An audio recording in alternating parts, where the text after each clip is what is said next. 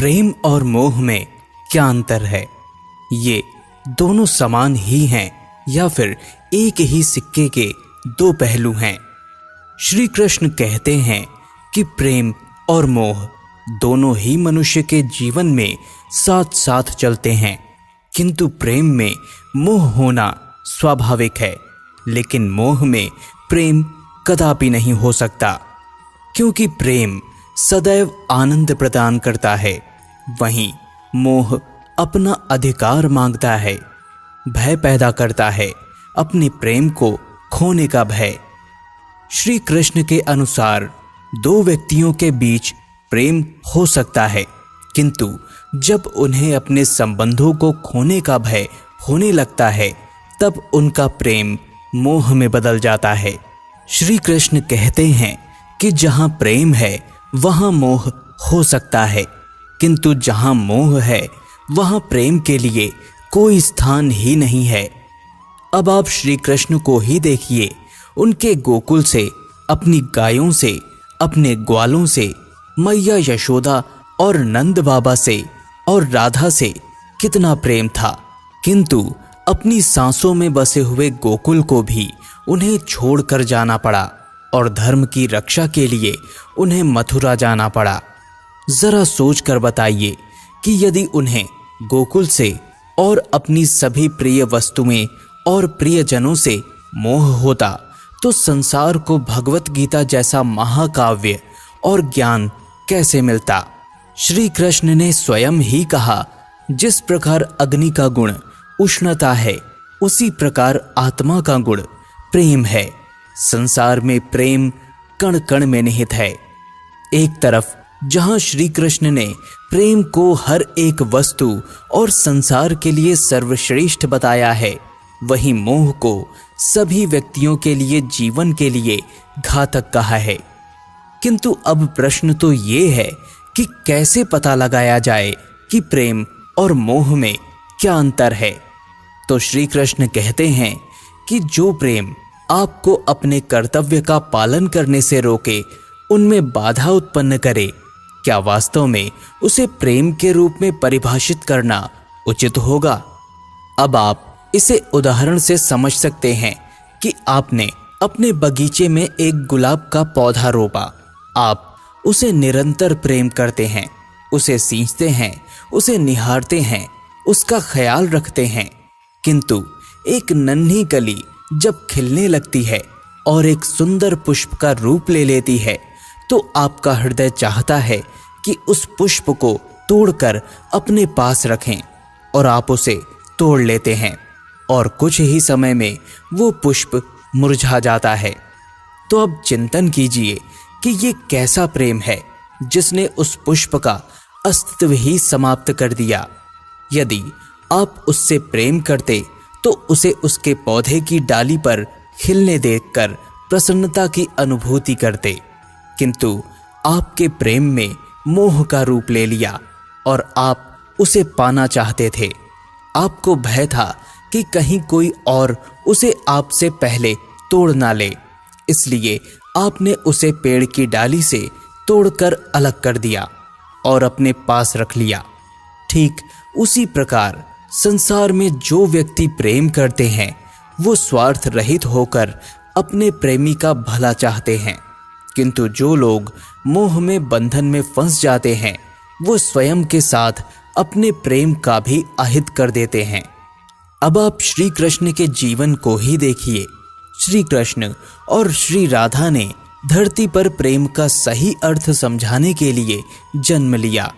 यदि कृष्ण और राधा के बीच प्रेम नहीं, मोह होता तो वो एक दूसरे को पाने के लिए निरंतर प्रयास करते और विवाह के बंधनों में बंध जाते, किंतु उन्होंने अपने अनंत प्रेम की पराकाष्ठा को संसार के समक्ष उदाहरण के तौर पर प्रदर्शित किया और उन्होंने संसार को एक दूसरे से दूर रहकर भी प्रेम करने का पाठ पढ़ाया।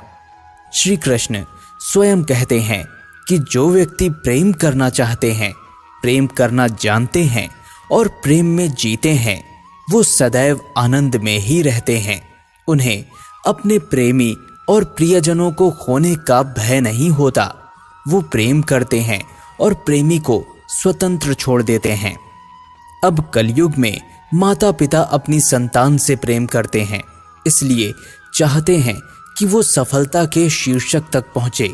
अब जो माता पिता अपनी संतान को उच्च शिक्षा के लिए घर से दूर नहीं भेजना चाहते या फिर नौकरी में पदोन्नति के लिए स्वयं से दूर नहीं होने देना चाहते, क्या वास्तव में वो अपनी संतान से प्रेम करते हैं या केवल मोह? आखिर ये कैसा प्रेम है जो अपनी संतान को ही आगे बढ़ने नहीं देना चाहता? आपको वो किस्सा स्मरण तो होगा ना, जब महाभारत के युद्ध में पश्चात पांडवों ने अपने ज्ञान की बढ़ोतरी के लिए श्री कृष्ण से सहायता मांगी थी और कलयुग का प्रारूप देखने की इच्छा जाहिर की थी। तब श्री कृष्ण ने पांचों पांडवों को अलग अलग दिशाओं में भेजा था। तब भीम ने देखा कि एक गाय अपने नवजात शिशु को लगातार चाट रही है और उसे लहूलुहान कर दिया। तब श्री कृष्ण ने इस दृश्य के बारे में बताया था कि वो वास्तव में मोह ही है।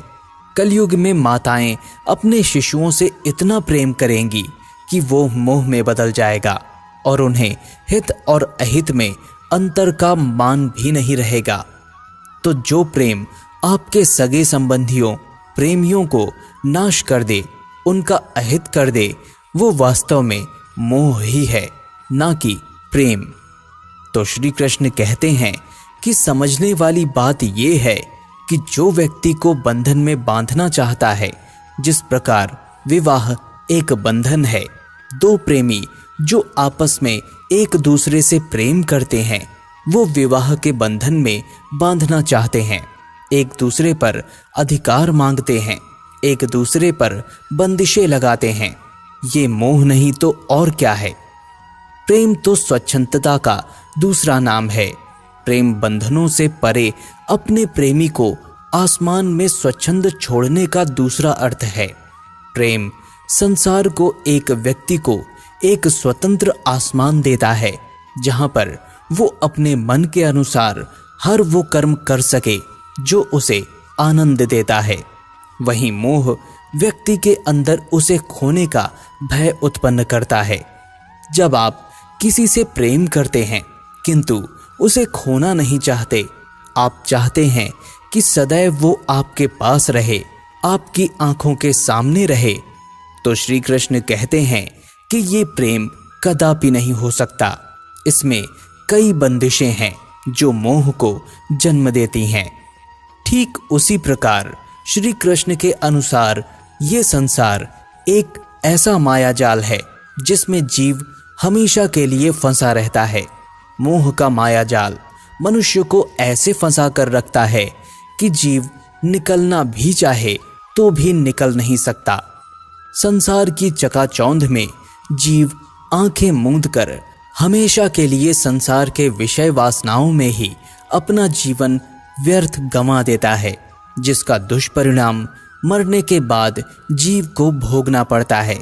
जीव की आंख तब खुलती है जब मृत्यु जीव के सामने आ खड़ी होती है। श्री कृष्ण के अनुसार मायाजाल का अर्थ सांसारिक संबंधी शारीरिक विषय भोग से ही है। इनमें भी फंसे रहकर जीव अपना जीवन व्यर्थ गंवा देते हैं। अब कोई माता पिता बच्चों की मोह ममता की वजह से अपना और बच्चों का जीवन खराब कर देते हैं, तो कोई मनुष्य सांसारिक जिम्मेदारियों की वजह से अपना अमूल्य जीवन बर्बाद कर लेता है, तो कई जीव ऐसे भी हैं जो निरंतर भोग विलास में फंसे रहकर विषय पदार्थों को इकट्ठा करने के चक्कर में अपना पूरा जीवन खत्म कर लेते हैं। श्री कृष्ण के अनुसार ईश्वर ने केवल एक ही जीवन तो मांगा है हमसे, उसको देने में भी हम इतनी कंजूसी करते हैं और इस नश्वर संसार में फंसे रहकर अमृत रूपी मोक्ष का पान ठुकरा देते हैं। मनुष्य ने संसार में खुद को खुद ही फंसा रखा हुआ है। इन्हें भगवान भी नहीं चाहिए और नरकों से बचना भी नहीं चाहते, किंतु मोह के अधीन रहकर संसार को भी छोड़ना नहीं चाहते। मनुष्य ने एक हाथ से संसार को पकड़ रखा है और दूसरे हाथ से भगवान को पकड़ने की कोशिश कर रहे हैं, जो कभी संभव नहीं है। अब भला एक हाथ से प्रेम और दूसरे हाथ से मोह को पकड़ कर रखना कहाँ तक संभव है? श्री कृष्ण के अनुसार इसी मोह और प्रेम के बीच जूझते हुए हमारा समय धीरे धीरे खत्म होता जाता है, पर हमें अभी भी होश नहीं आ रहा। इसी तरह जीवन बर्बाद करते रहे तो ना नरकों से बचेंगे, ना संसार के चक्रों से निकलेंगे। जन्म मरण का चक्कर हमेशा के लिए इसी तरह चलता ही रहेगा। इसलिए मनुष्य के लिए आवश्यक है कि वो प्रेम और मोह में अंतर करना सीखे। प्रेम आनंद का दूसरा रूप है। हम जिसे भी प्रेम करते हैं उसकी तरक्की और उसकी खुशी में ही स्वयं को खुशी ढूंढते हैं। वहीं जहां प्रेम अपनी मर्यादाओं का उल्लंघन कर देता है और विकराल रूप धारण कर लेता है तो वो मोह बन जाता है। तब हम अपने प्रेमी की प्रसन्नता से परे स्वयं की प्रसन्नता को अधिक महत्व देते हैं और हर कीमत पर अपने प्रेम को हासिल करना चाहते हैं, और अज्ञानतावश जिन्हें हम प्रेम करते हैं उनकी ही पीड़ा का कारण हम स्वयं बन जाते हैं। तो यदि संसार में स्वयं के लिए जीवित रहना है और अपने आसपास प्रेम का वातावरण बनाए रखना है तो मोह की धूल को हटाना जरूरी है। श्री कृष्ण कहते हैं कि प्रेम और मोह देखने में बिल्कुल एक जैसा है, किंतु इनमें बड़ा भारी अंतर है। तो अपने प्रेम को प्रेम ही रहने दिया जाए, मोह में बदलने का प्रयास ना करें और स्वयं के साथ अपने प्रेमी और प्रियजनों को भी आनंद प्रदान करें और प्रेम से कहें राधे राधे।